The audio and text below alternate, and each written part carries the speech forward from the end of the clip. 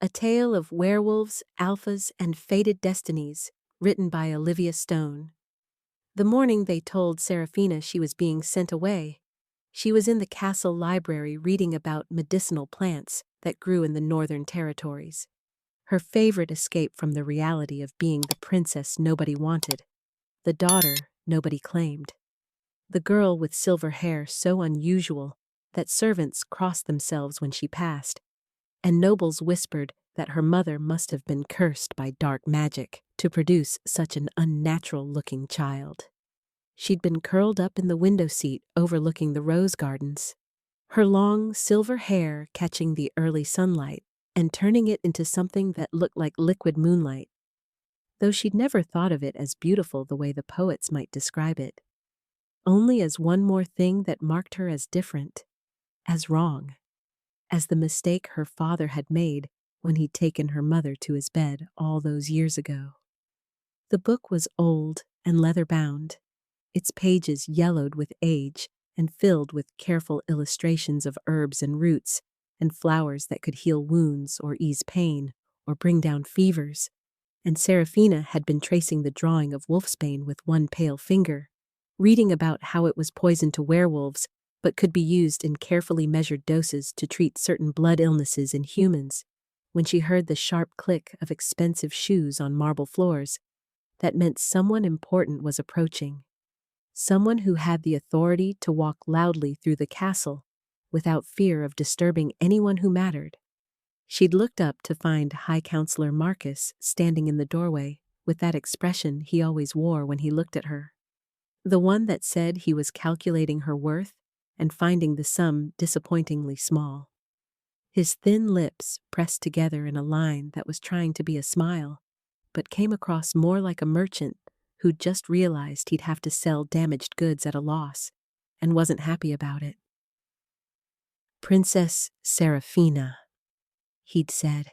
his voice carrying that particular tone of false respect that made it clear the title was a courtesy rather than a genuine acknowledgement of her rank. "Your father requests your presence in the throne room, as there are matters of great importance to the kingdom that require your immediate attention and cooperation." She'd closed the book carefully, marked her place with a dried flower she'd been using as a bookmark, and followed him through the winding corridors of the castle she'd grown up in but never truly belonged to, past tapestries depicting her ancestors' great victories, and portraits of her beautiful blonde sisters who looked like proper princesses, while she looked like something that had wandered out of a winter fairy tale and forgotten to transform back into something normal and acceptable. The throne room had been full of advisors and nobles, all of them standing in careful positions that indicated their rank and importance, and her father had been sitting on his throne, looking uncomfortable in the way he always did when he had to actually interact with her, rather than pretend she didn't exist. His crown sitting slightly crooked on his graying head because he'd probably put it on in a hurry after being reminded by Marcus that one should wear the symbols of authority when making important pronouncements.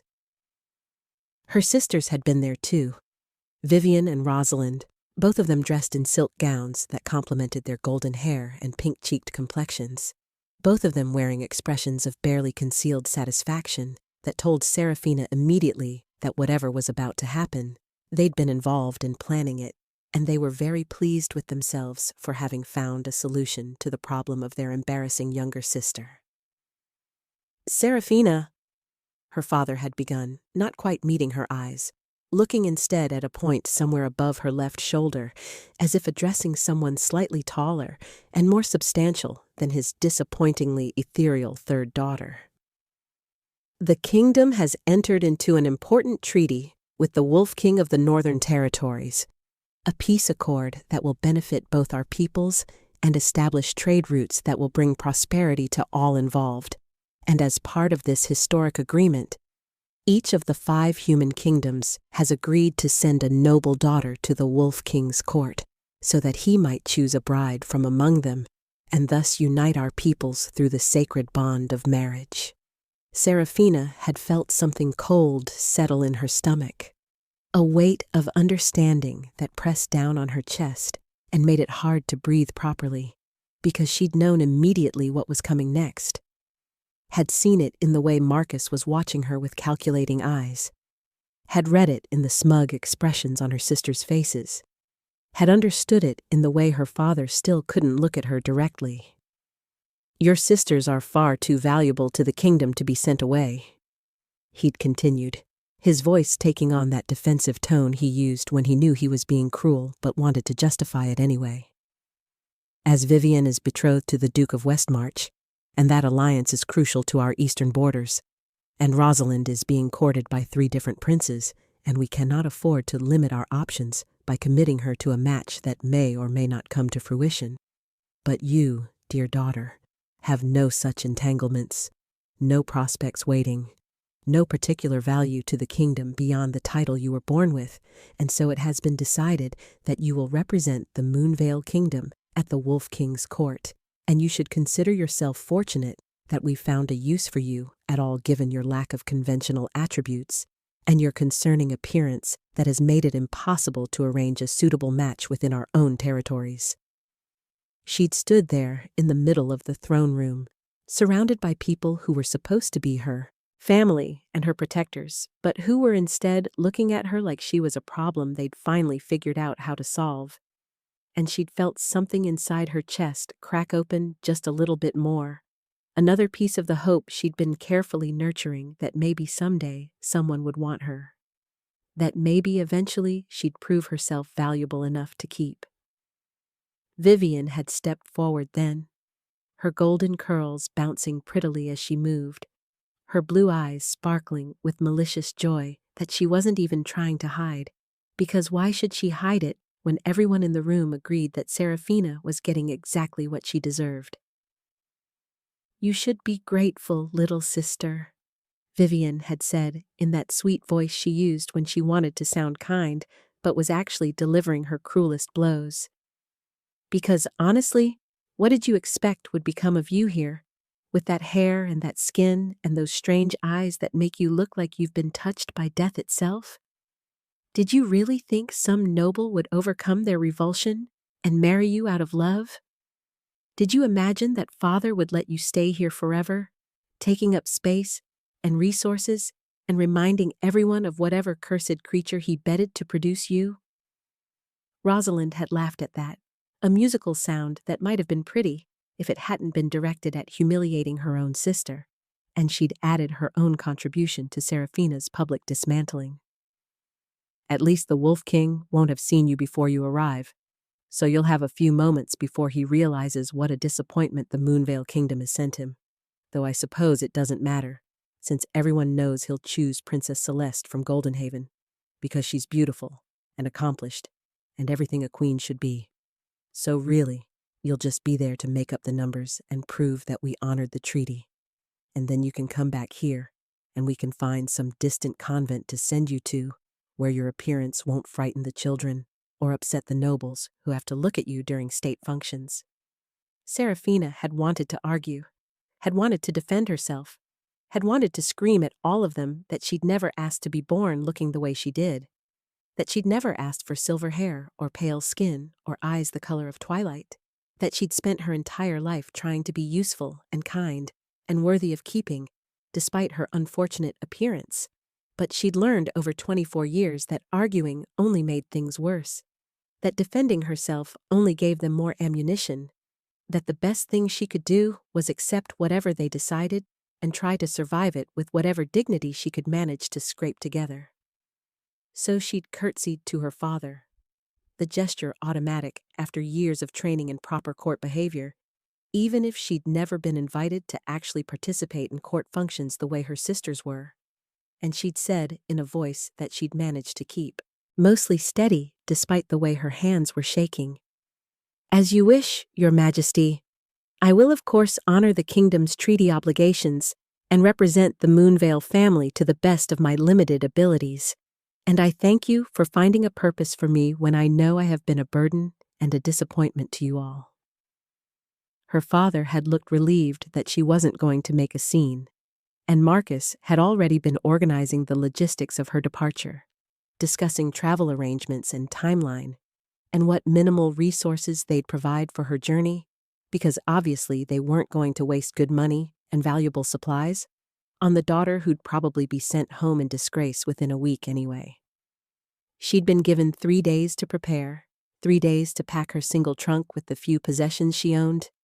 3 days to say goodbye to the handful of servants who'd been kind to her over the years, and who looked at her with pity now because everyone in the castle knew within hours that the ghost princess was being sent away to make up numbers at a mate selection she had no chance of winning. The morning of her departure had been gray and cold, the kind of early spring day that couldn't quite decide if it wanted to be winter or something warmer. And Seraphina had stood in her small tower room looking at the bag of possessions she'd managed to fit into one trunk because she'd never been given much, and she'd learned not to ask for more. And she'd felt hollow inside, scraped out and empty, like someone had taken everything that made her a person and left behind only the shell that looked wrong and unnatural and unwanted. She'd braided her silver hair carefully, pinned it up in a style that was practical rather than beautiful, because she'd never learned the elaborate arrangements her sisters favored, and no maid had ever volunteered to teach her. And she'd put on her best dress, which was a simple blue wool that she'd sewn herself, because the royal seamstresses were always too busy making gowns for Vivian and Rosalind to have time for the strange third princess who nobody wanted to see at important functions anyway. Her father hadn't come to see her off, which hadn't surprised her because he'd made it clear over 24 years that looking at her made him uncomfortable, that she reminded him of whatever he'd felt for her mother, and the grief of losing that mysterious woman who'd appeared at his court like magic and died bringing Seraphina into the world. Her sisters had come, though, standing in the courtyard with their expensive cloaks and their perfect hair and their satisfied smiles, and Vivian had pressed a handkerchief into Seraphina's hand with false sympathy dripping from every word. "For when you cry yourself to sleep in whatever corner they assign you at the Wolf King's palace," she'd said sweetly, "because we both know you'll be weeping within a week when you realize that even wolves have standards and you don't meet them. But at least you'll be far away, and we won't have to hear about it or pretend to care about your feelings anymore." Rosalind had added her own parting gift, a small mirror wrapped in cloth, and when Seraphina had unwrapped it with trembling fingers, she'd found that it was the kind of cheap-looking glass that distorted reflections slightly, making everything appear just a bit uglier than reality. "So you can practice looking at yourself the way everyone else sees you?" Rosalind had explained with mock kindness. "All pale and ghostly and wrong, like something that should have stayed in whatever dark place spawned you, instead of inflicting your presence on decent people who have to pretend you're actually a princess instead of just some cursed creature wearing a crown you don't deserve." The journey north had taken 3 days through forests that grew thicker and wilder the further they traveled from the cultivated lands around her father's castle, and Seraphina had spent those days reading the books she'd brought with her, studying wolf customs and trying to memorize proper forms of address, and learning about the history of the Northern Territories, because at least if she was going to fail spectacularly at being chosen as the Wolf King's mate, she could fail while being knowledgeable about his culture and respectful of his traditions. The 2 guards assigned to escort her had made it clear through their constant complaining that they considered this assignment a punishment, being forced to travel with the ghost princess instead of being allowed to stay at the capital where there were proper taverns and pretty serving girls and opportunities for advancement that didn't involve babysitting the kingdom's biggest embarrassment. She'd tried to make herself as unobtrusive as possible, speaking only when necessary, never complaining about the pace or the accommodations, or the fact that they'd barely packed enough food for the journey because nobody had bothered to properly provision an expedition for someone who didn't matter. And she'd spent the cold nights in cheap inns listening to the guards drink in the common room below and laugh about how the Wolf King's face would look when he saw what the Moonvale Kingdom had sent him. How he'd probably send her back before the week was out and demand a replacement who was actually fit to be seen in public. How this whole thing was a waste of time and resources that could have been better spent on literally anything else. On the third day, when they'd stopped to rest the horses at a clearing in the forest, Seraphina had discovered the injured fox caught in a hunter's trap, its leg twisted at an unnatural angle and blood matting its rust-colored fur. And despite the guards' protests that they were already behind schedule and didn't have time for her to play healer to some worthless animal, she'd carefully released the trap's mechanism and freed the creature, using the herbs she always carried with her to create a poultice for its wounds and wrapping the injured leg with strips torn from her own petticoat because she didn't have proper bandages and the fox was suffering and she couldn't just walk away from something in pain, even if helping it made her look even more strange and impractical in the eyes of people who were already convinced she was worthless. The fox had watched her with unusual intelligence in its amber eyes, sitting perfectly still while she worked and showing none of the fear or aggression she might have expected from a wild animal. And when she'd finished and sat back on her heels to admire her handiwork, the creature had touched its nose to her hand in what felt like gratitude before limping off into the underbrush, and Seraphina had felt something warm bloom in her chest, a small moment of purpose in a life that felt increasingly purposeless, a reminder that even if she couldn't be the daughter her father wanted or the princess her kingdom needed, she could still ease suffering when she found it, could still choose kindness even when nobody would witness it or reward her for it. The Silver Crest Palace had appeared on the horizon as the sun was setting on the third day, and Seraphina's breath had caught in her throat at the sight of it, because it was magnificent in a way that made her father's castle look small and provincial. All white stone and silver details that seemed to glow in the fading light, surrounded by pine forests that stretched as far as she could see, and mountains that rose up behind it like protective guardians. And she'd felt her stomach twist with anxiety, and something that might have been the faintest spark of hope, because maybe, just maybe, in a place this beautiful and this far from everything she'd known, she might find a way to be something more than the unwanted ghost princess who'd been sent away because nobody could figure out what else to do with her. But that small spark of hope had guttered and died as soon as her plain carriage had pulled into the courtyard, and she'd seen the other candidates arriving in gilded coaches with full retinues of servants and guards, had seen the elaborate gowns and sparkling jewels and confident smiles of women who'd been raised knowing they were valuable, who'd been taught that they deserved good things, who looked at the palace like it was just another beautiful place they had every right to inhabit rather than a miracle they were lucky to witness. And Seraphina had felt herself shrinking down into that familiar smallness, that practiced invisibility that had kept her safe for 24 years by making sure nobody looked at her long enough to remember how much they disliked what they saw. The wolf servant, who'd been assigned to show her to her quarters, had looked at her with barely concealed disdain, taking in her simple dress and single trunk and minimal escort with a curl of his lip that said everything about where she ranked in this competition, and he'd led her through winding corridors to the furthest wing of the palace, the one reserved for the least important guests, to a room that was barely larger than a closet with a narrow bed and a small window that looked out over the servants' entrance rather than the beautiful gardens the other candidates would undoubtedly be enjoying. "I suppose this will do for whatever you are," the servant had said, his voice making it clear that he'd been informed of exactly how unimportant the Moonvale Kingdom considered its third princess. "And the king will meet with all candidates tomorrow for formal presentations, so perhaps try to make yourself presentable, though I understand that may be a challenge given your unfortunate circumstances and unusual appearance that I'm sure will be quite shocking to those of us who aren't accustomed to seeing humans who look like they've been drained of all color and life." He'd left before Serafina could respond, which was probably just as well, because she didn't have anything to say anyway.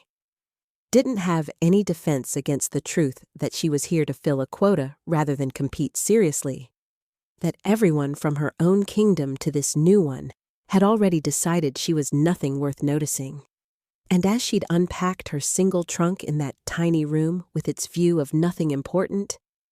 she'd felt the familiar weight of resignation settle over her shoulders like a cloak she'd worn so long it had molded itself to her shape. And she'd wondered, not for the first time, what her life might have been like if her mother had lived, if that mysterious woman with her own silver hair and strange eyes had survived childbirth and been there to tell Serafina that being different wasn't the same as being worthless. That unusual didn't mean unlovable, that somewhere in the world there might be a place where silver-haired girls with healing hearts and quiet voices were valued for exactly who they were, instead of rejected for everything they couldn't help being. The grand dining hall of Silvercrest Palace was everything Serafina had imagined a Wolf King's court would be and more. All soaring ceilings carved with intricate depictions of the moon in its various phases, and long tables made of dark wood, polished to a mirror shine that reflected the light from hundreds of candles burning in silver holders, their flames casting dancing shadows across walls hung with tapestries, showing great wolves running through forests under starlit skies. And the sheer scale of it made her father's throne room seem like a child's playroom by comparison, small and pretentious, and trying too hard to be impressive when this place simply existed in its magnificence, without needing to prove anything to anyone. Serafina had arrived late to the formal dinner, despite leaving her cramped quarters with what she'd thought was plenty of time, because she'd gotten lost in the winding corridors of the palace that all looked similar with their white stone walls and silver sconces. And by the time a patient servant had finally taken pity on her confused wandering and directed her to the correct wing, the meal had already begun, and all the other candidates were seated at the long table that stretched down the center of the hall, with the Wolf King himself presiding from a raised dais at the far end. She'd slipped in as quietly as she could manage, trying not to draw attention to herself as she made her way to the only empty seat remaining, which was, of course, at the very end of the table, closest to the servants' entrance and furthest from the king's position. The spot reserved for the least important guest, who nobody would notice or miss if she simply failed to appear. And she'd been grateful for the placement, even as it confirmed everything she already knew about her status in this competition that wasn't really a competition at all, but rather a formality where the outcome had probably been decided before any of them had even arrived. The other candidates were magnificent in a way that made Serafina's simple blue dress feel like rags, their gowns crafted from silks and satins in jewel tones that complemented their carefully arranged hair, and the expensive jewelry that glittered at their throats and wrists and ears. And they were all beautiful in the conventional way that people expected princesses to be beautiful, with rosy cheeks and bright eyes, and the kind of confident postures that came from never doubting for a moment that they were exactly where they belonged and deserved to be. Princess Celeste of Golden Haven was holding court 3 seats down from the king himself, her golden hair piled high in an elaborate style that must have taken her maids hours to perfect. Her laugh musical and perfectly modulated as she responded to something one of the wolf nobles had said, and everyone at that end of the table was leaning toward her like flowers turning toward the sun, drawn to her warmth and beauty and the certainty she projected that being chosen was simply a matter of time and formality. Lady Isadora, who Serafina had learned from whispered conversations was a noble wolf from one of the most powerful packs in the territory, was seated even closer to the king, close enough that Serafina could see her occasionally touching his arm while she spoke, her dark hair falling in perfect waves down her back, and her dress cut to show just enough to be interesting without being improper. and she had the kind of sharp, predatory beauty that suggested she knew exactly how to use her appearance as a weapon, and had been doing so successfully for years. Serafina had taken her seat at the far end of the table with a murmured apology to the wolf nobles on either side of her, both of whom had glanced at her briefly with expressions of mild surprise at her unusual coloring, before returning to their own conversations without bothering to include her. Which was fine, because she hadn't expected to be included anyway, and at least, being ignored was better than being actively mocked the way her sisters would have done if they'd been here to witness her sitting alone at the end of a table full of people who were all more interesting and valuable than she could ever hope to be. The food was extraordinary, course after course of dishes she'd never seen before. Meats prepared in ways that made them tender and flavorful beyond anything she'd experienced at her father's more modest table.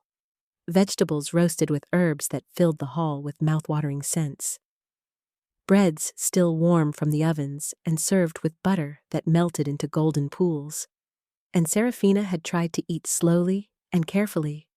conscious of every movement she made and terrified of drawing attention to herself by committing some social error that would mark her even more clearly as someone who didn't belong in this company of sophisticated nobles who handled their silverware with practiced ease and knew exactly which glass to use for which beverage, and never had to pause to consider the proper etiquette for any situation,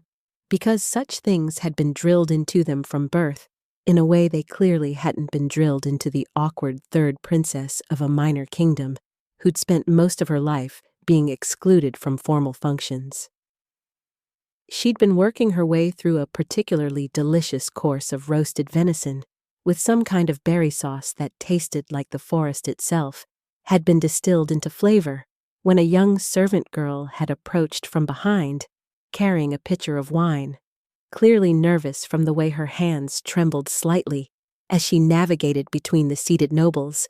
and Serafina had been reaching for her water glass at precisely the wrong moment,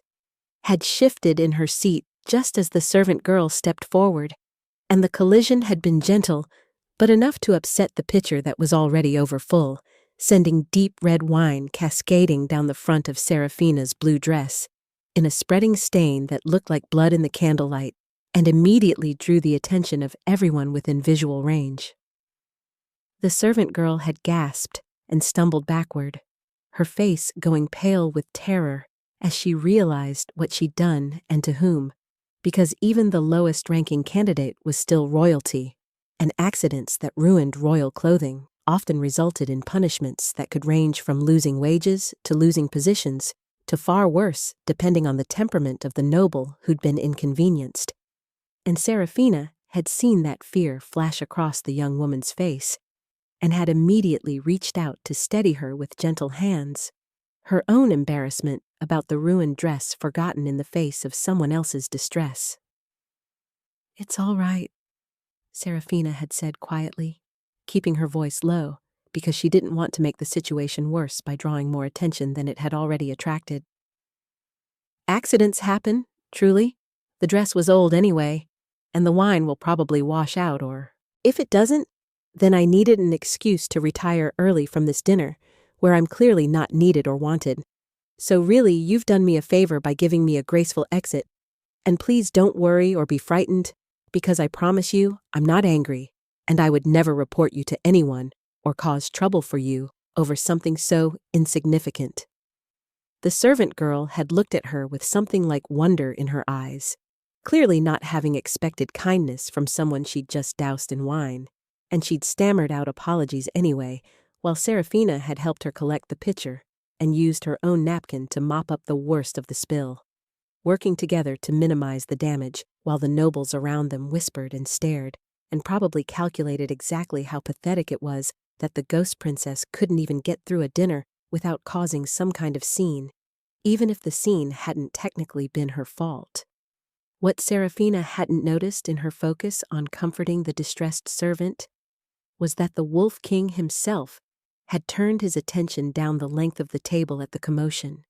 his silver eyes sharp and assessing as he watched the silver-haired human princess speak gently to a frightened girl who had every reason to expect punishment.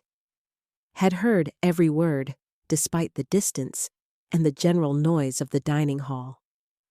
Because wolves had extraordinary hearing, and the king's hearing was better than most. And something in his expression had shifted as he observed this candidate who hadn't tried to get his attention even once during the meal, who sat alone at the end of the table without complaint, who responded to an accident that would have most nobles shrieking for the servant's dismissal with compassion and concern for the other person's well-being rather than her own ruined clothing. Seraphina had excused herself as soon as she'd made sure the servant girl was steady and no longer on the verge of tears,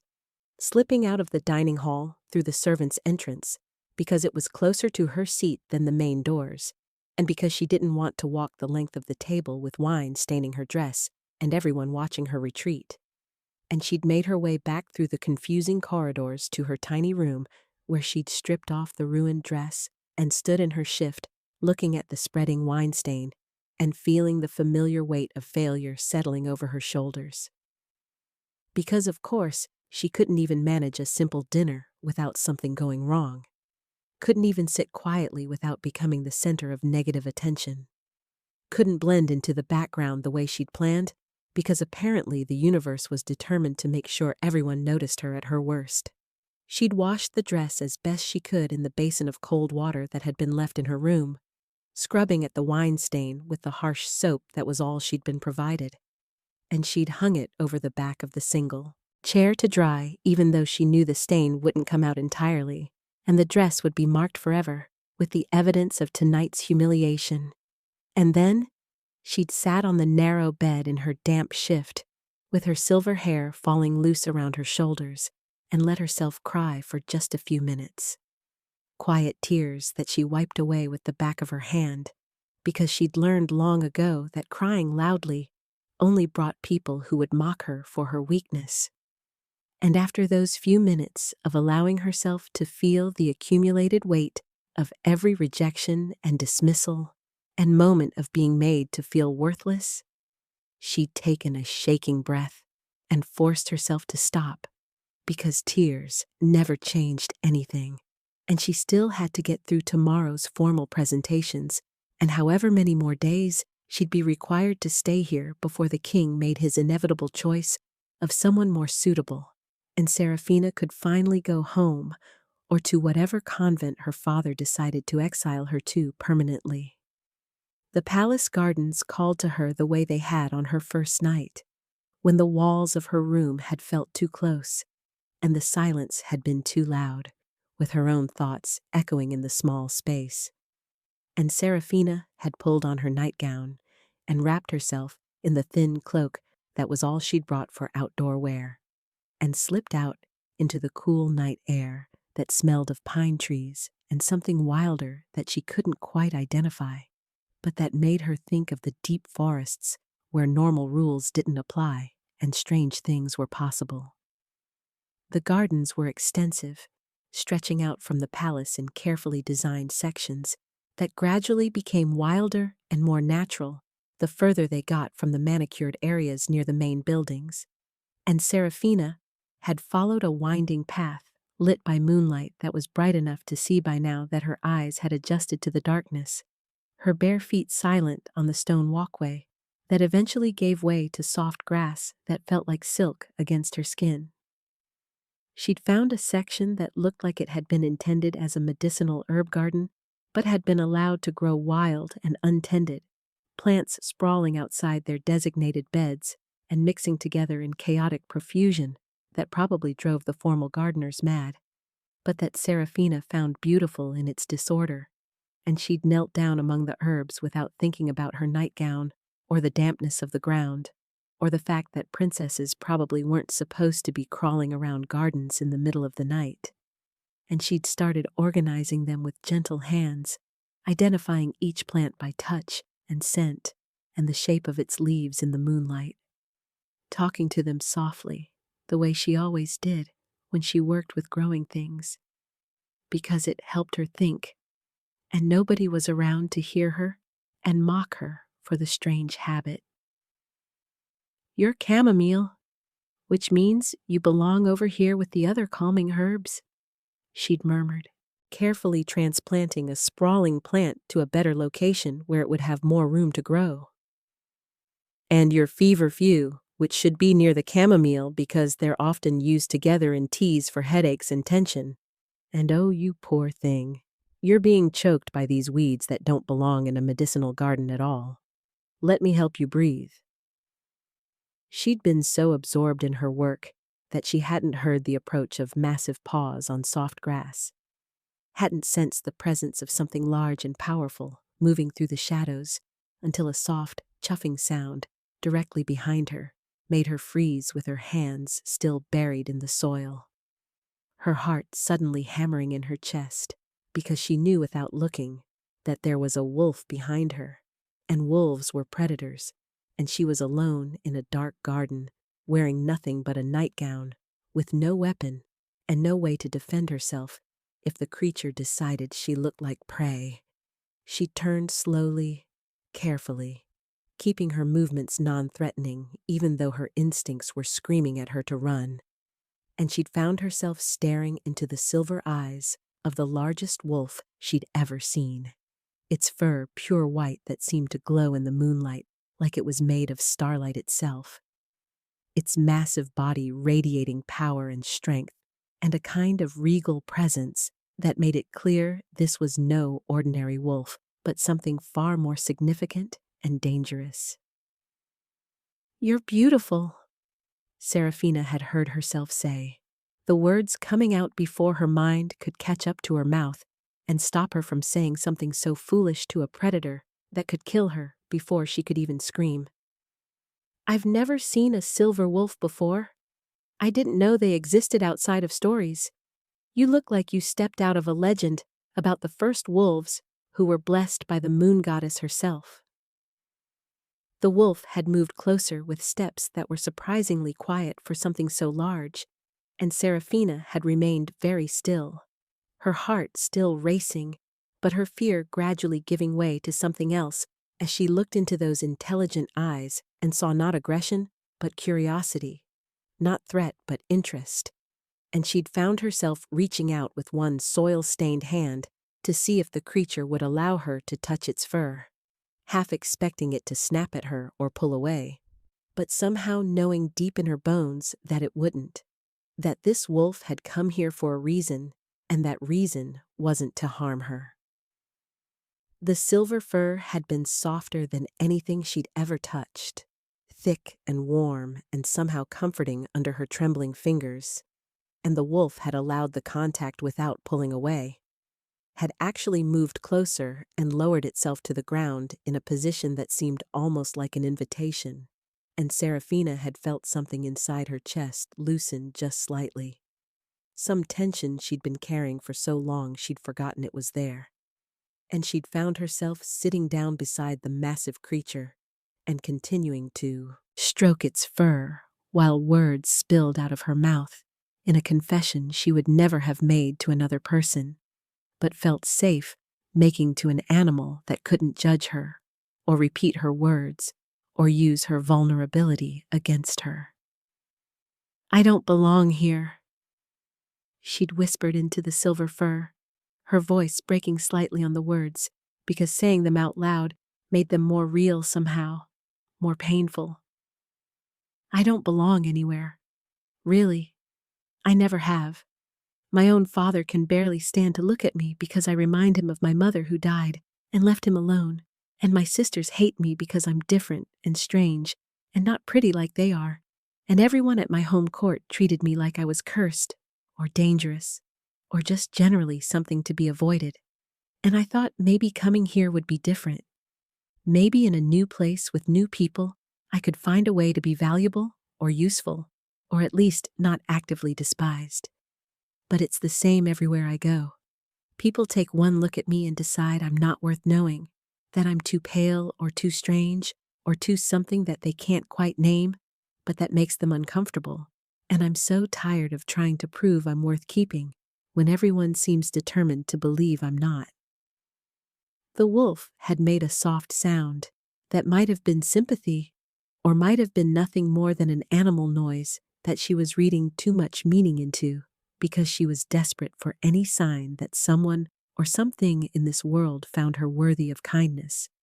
and it had shifted its position to rest its massive head against her leg, the weight of it grounding and real and more comfort than she'd received from any human in longer than she could remember. And Seraphina had felt tears sliding down her cheeks again, the second time tonight she'd allowed herself to cry. But these tears felt different somehow, less like despair and more like release, like maybe telling her truth to someone who couldn't hurt her with it was the closest she'd come to being honest about her pain in years. The worst part is that they're right, she'd continued, her fingers still moving through the silver fur in rhythmic strokes that soothed her almost as much as they seemed to soothe the wolf. I'm not beautiful like the other candidates. I don't have powerful connections or political value. I can't offer the Wolf King anything except some minor healing skills and a lot of emotional damage from a lifetime of rejection, and he's going to choose someone like Princess Celeste, who's perfect and confident and exactly what a queen should be. And I'll go back to my father's kingdom in disgrace, having failed at the one thing they sent me here to do, and they'll probably send me to some distant convent where I can live out my days being invisible and forgotten. Which honestly might be better than continuing to exist in a world where I'm constantly reminded that I'm not enough and never will be enough, no matter how hard I try or how much I wish things could be different. The wolf had lifted its head then and looked at her with those silver eyes that seemed far too intelligent and knowing for an ordinary animal, and Seraphina had felt something pass between them. Some understanding or connection that didn't require words, and she'd wrapped her arms around the creature's neck in an impulsive embrace that probably violated every rule about interacting with wild wolves. But that felt necessary in a way she couldn't explain, and the wolf had allowed it, had actually seemed to lean into her touch. And they'd stayed like that for a long moment, while the moon moved across the sky above them, and the herb garden filled the air with the scent of growing things and possibility. She'd eventually fallen asleep there in the garden, with her head pillowed on the wolf's warm flank, and her arms still loosely circling its neck, exhausted from crying and confession and the emotional weight of a day that had started with humiliation at dinner and was ending with the strangest comfort she'd ever experienced. And when she'd woken in the gray light of pre-dawn, she'd been alone in the herb garden with no sign of the silver wolf, except for the crushed grass where it had lain and the lingering warmth in her chest that suggested she hadn't imagined the entire encounter, even though it seemed too magical and impossible to have been real. She'd made her way back to her tiny room before the palace began to stir,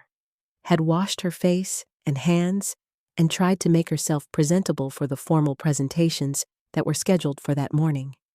Had pulled on her second-best dress because her best one was still damp and wine-stained from last night's disaster, and she'd braided her silver hair in a simple plait down her back because she didn't have the skill or the supplies for anything more elaborate. And she'd looked at herself in the cheap mirror her sister Rosalind had given her and seen exactly what everyone else would see when she stood before the Wolf King for judgment. A pale girl with strange coloring who looked like she'd been carved from ice and left out in the sun to melt. Not quite solid, not quite real, not quite anything that anyone would choose if they had better options available. The throne room where the formal presentations were being held was even more magnificent than the dining hall. All soaring architecture and silver details that caught the morning light streaming through high windows. And the Wolf King sat on a throne carved from white stone that seemed to glow with its own inner light, his silver hair marking him as something special even among his own kind. His presence so commanding that Seraphina had felt it the moment she'd entered the room, even though she'd been at the back of the line of candidates waiting to be formally introduced and he'd been focused on the woman currently presenting herself and her elaborate gifts. Princess Celeste had gone first, of course, her presentation lasting nearly 20 minutes as she'd outlined her diplomatic experience and political connections and the substantial dowry her kingdom would provide. Her golden hair shining like a crown itself as she'd smiled at the Wolf King with the confidence of someone who knew she was the obvious choice. And the court had applauded politely when she'd finished and curtsied with practiced grace before taking her place among the nobles who were observing the proceedings. Lady Isadora had been equally impressive in her presentation, speaking about her deep understanding of wolf culture and her connections to powerful packs throughout the territories and the strength she could bring to a united kingdom. Her dark eyes flashing with intelligence and ambition as she'd made her case for why she would be the ideal Luna. And again, the court had responded with appreciation for a candidate who clearly knew what she was doing and had prepared thoroughly for this moment. Each candidate had been impressive in their own way, bringing gifts and credentials and arguments for why they should be chosen, their presentations polished and professional, and exactly what one would expect from noble women who'd been groomed from birth for moments like this. And Seraphina had watched them with growing dread, because she had nothing comparable to offer. No impressive political connections, or substantial dowry, or deep understanding of wolf culture beyond what she'd managed to read in books during her 3-day journey north. And when the Chamberlain had finally called her name, his voice making it clear from his tone that this was a mere formality rather than a serious candidacy. She'd walked forward on legs that trembled slightly and had taken her place before the throne where the Wolf King sat watching her, with those silver eyes that seemed to see straight through all her carefully constructed defenses to the frightened, lonely girl underneath. The introduction letter that the Chamberlain read aloud had been even worse than she'd feared. A bare-bones description that identified her as Third Princess Seraphina of House Moonvale, of minor importance to the kingdom, sent to fulfill treaty obligations. And she'd heard the barely suppressed snickers from the assembled court as they processed exactly what that meant, that this was the princess her kingdom hadn't wanted enough to keep. The one they'd sent away because she had no value worth protecting. And Seraphina had felt heat flood her cheeks as she'd curtsied with all the grace she could manage and had presented her gift to the Wolf King with hands that she'd willed to remain steady, even though she was shaking inside. The book of pressed herbs with her handwritten notes about their medicinal properties looked pathetically small and homemade compared to the jewels and silks and precious artifacts the other candidates had presented.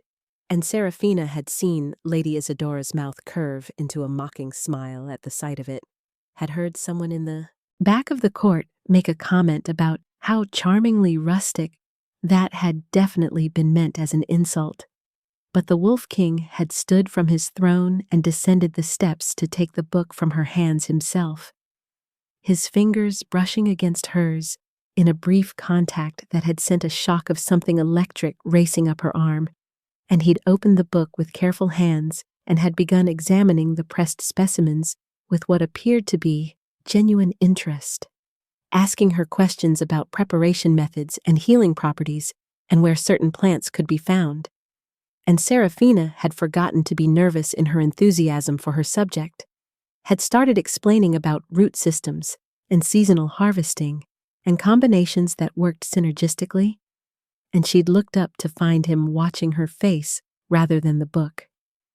His silver eyes intense and focused in a way that made her breath catch in her throat because no one had ever looked at her like that before, like she was saying something worth listening to, like she mattered. And when their eyes met across the small distance between them, Seraphina had felt something shift in the air, something significant and dangerous and full of possibility that she didn't understand, but that made her heart race and her skin flush with heat, that had nothing to do with embarrassment and everything to do with the way he was looking at her, like she was the only person in the entire throne room, like everyone else had simply ceased to exist and there was only the two of them, and this moment, and the book of pressed herbs connecting them in ways that transcended words or logic or any of the careful political calculations that were supposed to govern these proceedings. The Wolf King had announced that the formal selection process would extend beyond simple presentations, that he wanted to observe each candidate in situations that mattered rather than in carefully rehearsed performances. And over the following days, Serafina had found herself pulled into activities she'd never expected. Evaluations that tested character rather than status, and through it all, she'd felt the weight of his silver eyes following her movements, watching her in ways that made her skin tingle with awareness and confusion. Because surely he couldn't actually be interested in the ghost princess when he had goddesses like Princess Celeste available for choosing. The morning he'd invited all candidates to visit the healing ward had been transformative in ways Serafina couldn't have predicted. Because while the other women had made brief performative appearances, wrinkling their perfect noses at the scent of blood and illness and offering donations before retreating to more pleasant activities, Serafina had arrived early and stayed late, working alongside the elderly head healer named Elder Thorn, who'd been skeptical at first but had gradually warmed to her as he'd watched her gentle hands and listened to her extensive knowledge of medicinal preparations and observed the way even the most frightened patients calmed under her touch. She'd spent hours in that ward, helping to clean wounds and prepare poultices and holding the hands of dying wolves who needed someone to witness their passing with compassion. And she'd sung soft lullabies to a young pup who'd been brought in with injuries from a training accident, the child's fear melting away under her steady presence and soothing voice. And she hadn't known that the Wolf King himself had entered the ward during her impromptu concert, had stood in the doorway watching as this silver-haired human princess covered in medicinal stains and completely focused on comforting a frightened child demonstrated exactly the kind of compassion and skill that a true Luna would need to lead a kingdom with wisdom rather than just power. The disastrous pack run had happened that same evening when all candidates had been expected to follow the shifted wolves on horseback through the forest, and Serafina's terrible mount and even worse riding skills had resulted in her being thrown and left alone in the darkening woods with no idea how to find her way back to the palace, and she'd been trying not to panic when the silver wolf from the garden had appeared like magic from between the trees, and she'd recognized him immediately despite her fear, had felt that same inexplicable connection that defied logic and reason. He'd insisted through gestures and nudges that she climb onto his back, and the journey through the forest with her arms wrapped around his neck and her face pressed against his silver fur had felt more intimate and significant than any formal courting ritual. And she'd talked to him again, confessing her conviction that she was failing at everything, that she'd embarrassed both kingdoms before this was over, that she wished she could just disappear and stop being a disappointment to everyone who had the misfortune of encountering her. And the wolf had taken her not back to the palace where she'd have to face mockery and questions, but to a secluded hot spring where she could compose herself in private, and he'd stayed with her while she'd washed away the dirt and fear, and had sat beside her in comfortable silence that felt more like home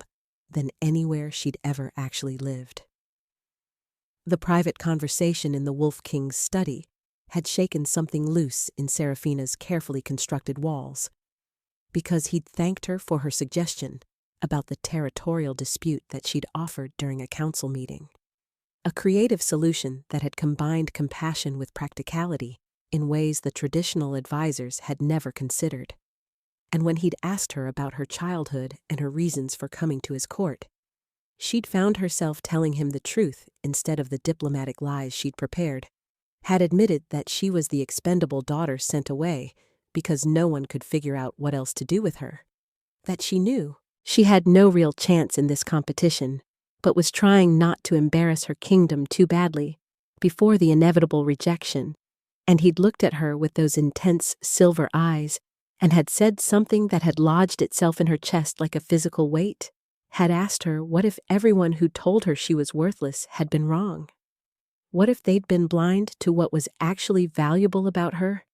And Serafina had felt tears threatening because kindness from someone she was starting to care about was somehow harder to bear than cruelty from people she'd already written off. The grand ball had been meant to showcase each candidate in their finest presentation. An opportunity for the Wolf King to dance with them and assess their grace and social skills. And Serafina had been planning to wear the one truly beautiful dress she owned, a gown she'd spent months sewing by hand from fabric she'd saved for years specifically for an important occasion like this. But that morning, she'd discovered the dress missing from her wardrobe, and despite searching her tiny room thoroughly, it had vanished as completely as if it had never existed. And the servants she'd asked had claimed ignorance with expressions that suggested they knew exactly what had happened, but weren't going to admit to being part of sabotage orchestrated by candidates who wanted to ensure the ghost princess looked as pathetic as possible. The replacement dress they'd offered her had been deliberately ugly, a muddy brown color that made her pale skin look sickly, and a style that was outdated by at least a decade, clearly intended to humiliate her. And Serafina had stood in her room holding that awful dress and feeling the familiar crush of defeat, the knowledge that some people would always find ways to make her suffer for the crime of existing in their space. But she'd put it on anyway, because not attending would be worse than attending in an ugly dress, would be letting them win in a way she refused to allow, even though the cost of showing up would be enduring their mockery and knowing that the Wolf King would see her at her absolute worst and have his suspicions confirmed that she was indeed the least suitable candidate present. Walking into that ballroom wearing that terrible dress, while everyone else sparkled in silk and jewels, had required more courage than anything Serafina had ever done, and she'd tried to make herself invisible against the wall, had tucked a sprig of lavender from the garden into her silver hair because it was the only decoration she had, and at least it smelled nice, even if it looked ridiculous. And she'd been preparing to endure an evening of being pointedly ignored when the Wolf King had entered the room, and his eyes had found her immediately, had scanned the crowd until they locked on her silver hair and shabby dress, and something in his expression had shifted from formal politeness to barely contained fury. And Serafina had realized with dawning shock that he was angry on her behalf, that he'd somehow understood this wasn't her choice, but sabotage. And when he'd walked directly past every other candidate to stand in front of her and ask her to dance with a formality that suggested this was the most important question he'd asked all evening. She'd felt something in her chest crack open. Some defended place that had been locked tight for 24 years, suddenly exposed to air and light,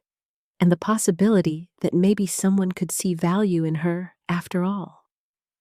Dancing with him while the entire court watched in stunned silence had been surreal. His strong hands guiding her through steps she barely knew. His voice low and intense as he told her that her silver hair was beautiful, that she was beautiful, that everyone who'd told her otherwise was an idiot. And Serafina had felt tears threatening again, because compliments from him meant something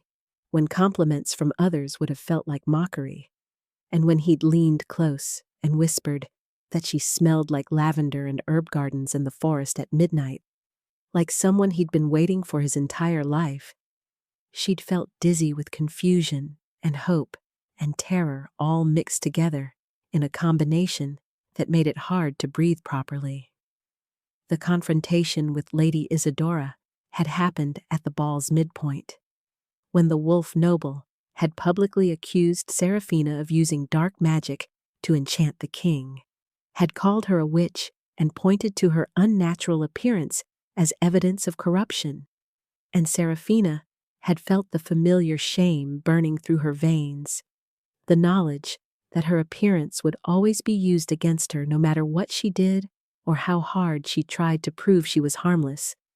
But the Wolf King had stepped between them with an authority that had made the entire court fall silent. and he'd defended her in terms that left no room for doubt about where his interest lay, had made it clear that he valued compassion and wisdom over political power or conventional beauty. And then he'd asked Serafina to walk with him in the garden in front of everyone,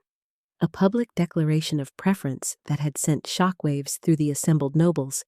and left her reeling with disbelief. The garden revelation had changed everything because he'd brought her to the place where she'd first met the silver wolf and had asked her to tell him what she'd confessed to that creature. And when understanding had begun to dawn that the wolf and the king were the same person, that he'd heard every vulnerable word she'd spoken, thinking she was safe from judgment, Serafina had felt betrayed and exposed and terrified, had accused him of playing games with her emotions, and he'd shifted right there in front of her to prove the truth, had become the silver wolf she'd grown to trust, and then become the man again. And he'd told her that watching her when she thought no one important was seeing had shown him who she really was, that her kindness to servants and injured animals and dying wolves had proven she had the heart a true Luna needed.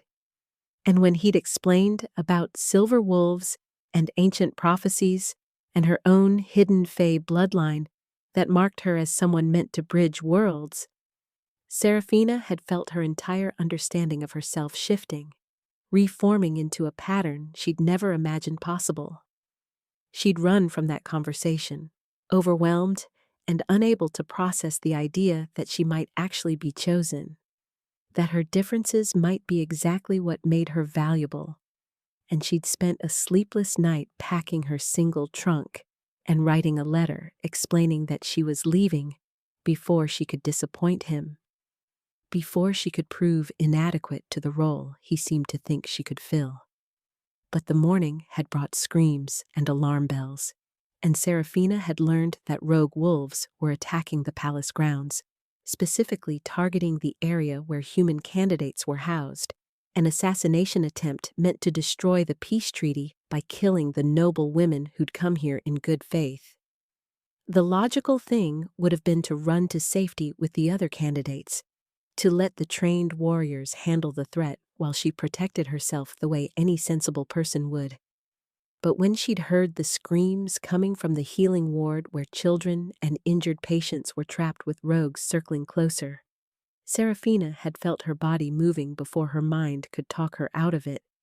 had run toward the danger instead of away from it, because the thought of those children dying when she might be able to help was unbearable in ways that her own death wasn't. And she'd stepped between the rogues and the building with no weapon and no plan, except to draw their attention away from the innocents inside for as long as she could manage before they killed her. The moment when ancient fey magic had exploded from her hands in a blast of silver light that had sent a rogue flying backward had been as shocking to Serafina as it had been to her attackers, because she'd had no idea she possessed any magic at all, had thought she was just a human with unusual coloring, and she hadn't been able to replicate the burst of power or control it in any way, had been completely helpless when the other rogues had recovered and attacked together, with murder in their eyes and claws extended to tear her apart. The Wolf King had appeared like vengeance itself, his massive silver wolf form a blur of fury and lethal grace as he'd torn through the rogues with an efficiency that was beautiful and terrible to witness. And when he'd shifted to human form and dropped to his knees beside her bleeding body, his hands shaking as he'd examined her wounds, Serafina had seen something in his face that had taken her breath away, a fear and desperate concern that went far beyond political interest or even the mate bond he'd mentioned, something that looked like love in its purest and most vulnerable form. He'd held her too tightly while Elder Thorn had treated her injuries, had refused to leave her side even when court obligations had demanded his attention elsewhere, and he'd brought the children she'd saved to visit her so they could thank her with flower crowns and drawings, and Serafina had felt something settling into place in her chest, some understanding that this was what belonging felt like, being valued not for what you could offer politically, but for who you were when it mattered most, for the choices you made when no one was watching to reward you. The throne room assembly, where he'd announced his choice, had been terrifying and exhilarating in equal measure, because Lady Isadora had made one final attempt to discredit Serafina by suggesting her wild magic was dangerous and unpredictable, that Aluna should be controlled and stable, and Princess Celeste had offered sweetly poisonous advice that perhaps Serafina should return home to learn about her heritage before taking on royal responsibilities. But the Wolf King had told the entire court the story of what had happened during the attack, how Serafina had run toward screaming children instead of toward safety, how she'd awakened ancient magic in defense of his people,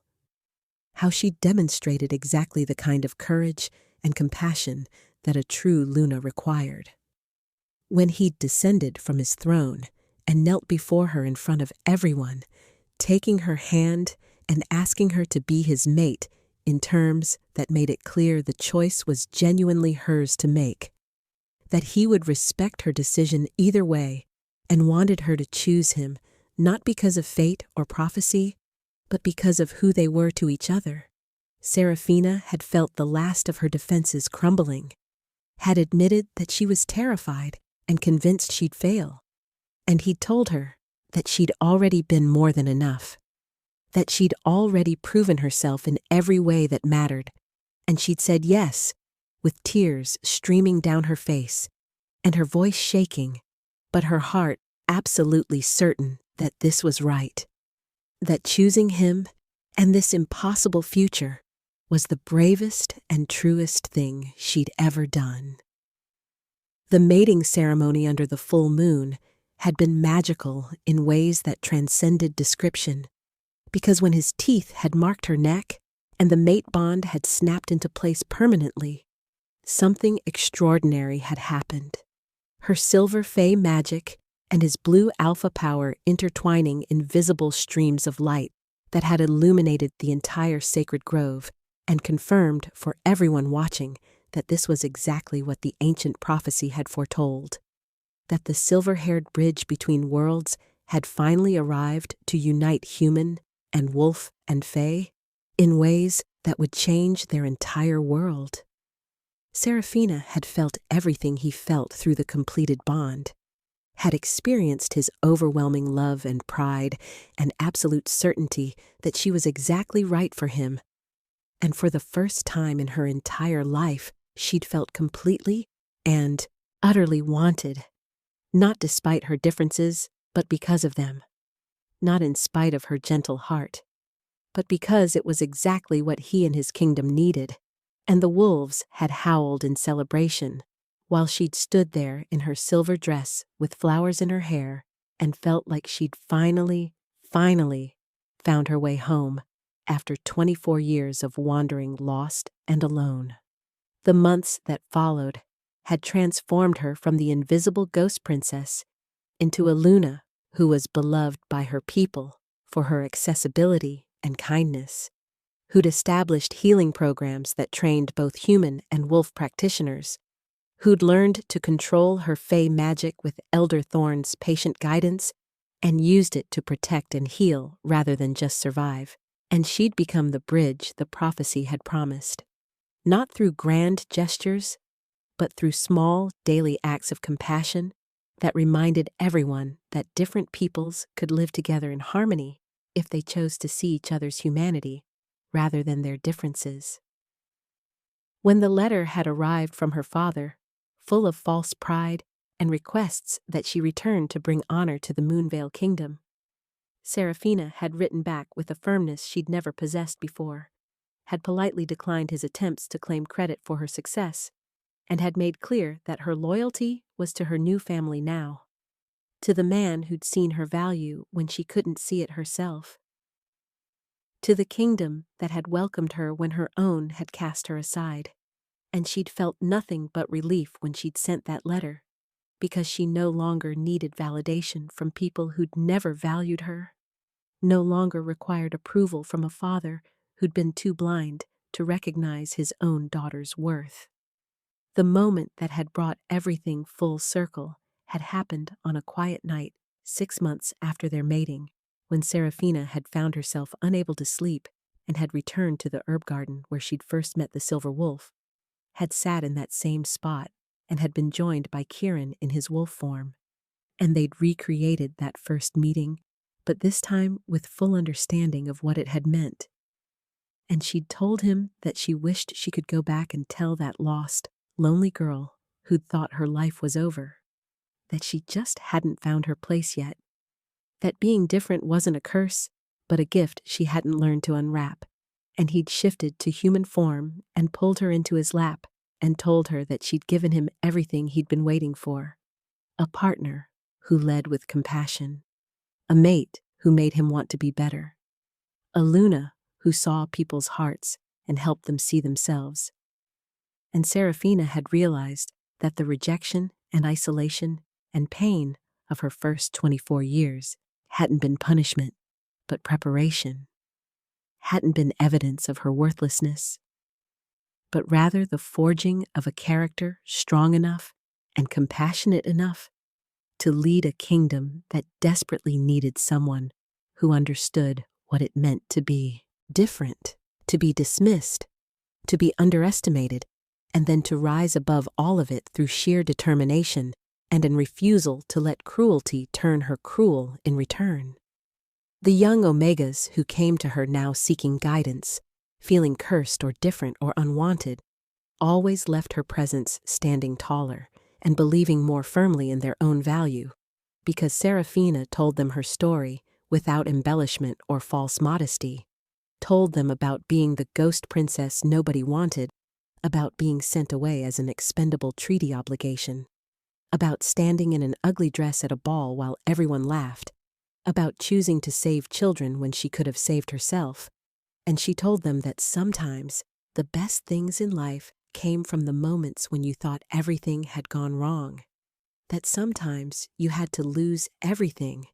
you thought you wanted to find everything you actually needed, and sometimes the person everyone thought was nobody became the one everybody needed, not through magic or destiny, but through the simple revolutionary act of remaining kind in a cruel world, of choosing compassion over bitterness, of believing that your differences might be exactly what someone was waiting to find. She'd stand with those young wolves who felt too different to belong, with her silver hair shining in the sunlight and her hand clasped in Kieran's, living proof that the unwanted could become essential, that the rejected could become chosen, that the girl everyone had dismissed as worthless could become the heart of an entire kingdom simply by being brave enough to be exactly who she was when it mattered most. And she'd tell them that their wolves were out there waiting, that their kingdoms were searching for them, that they just had to survive long enough to find the place where their differences would be recognized not as flaws, but as the exact qualities someone had been praying for. And in telling them her story, she'd relive it herself, would remember the pain, but also the joy that had come from it, would trace the path from rejection to belonging, and would understand that every terrible moment had been necessary to bring her to this place where she was needed and valued and loved exactly as she was, silver hair and gentle heart and all. If you found yourself moved by Seraphina's journey from the unwanted ghost princess to the beloved Luna who bridged worlds, if her story of finding belonging after a lifetime of rejection resonated with something in your own heart, if you believed in the power of remaining kind, even when the world gives you every reason to become bitter, then please take a moment to subscribe to this channel so you never miss another tale of wolves and fated mates, and the extraordinary power of choosing compassion over cruelty. And hit that notification bell so you'll be alerted the moment the next story drops, because there are so many more tales to tell about Omega wolves who discover hidden strengths and alpha kings who Recognize value where others see only weakness, and the magic that happens when two people who've been told they're not enough find each other and prove that together, they're everything. Leave a comment below telling me what resonated most with you about Serafina and Kieran's story, whether you'd like to hear more about the academy she establishes for the three orphaned girls from different backgrounds, whether you want stories about the other candidates and where their journeys took them after leaving the Wolf King's court. What kind of werewolf romance speaks to your soul? Because your thoughts and suggestions help me craft the stories you want to read, and knowing what moved you or made you cry or gave you hope helps me understand what elements to emphasize in future tales of fated mates and second chances and the revolutionary act of seeing someone's true worth when everyone else has dismissed them as worthless. Thank you for spending this time in Serafina's world, for believing in the possibility that being different might be exactly what makes you special, for understanding that sometimes the greatest love stories aren't about two perfect people finding each other, but about two wounded souls who help each other heal. And I'll see you in the next story, where another unwanted Omega discovers that rejection was just redirection toward the destiny she was always meant to claim.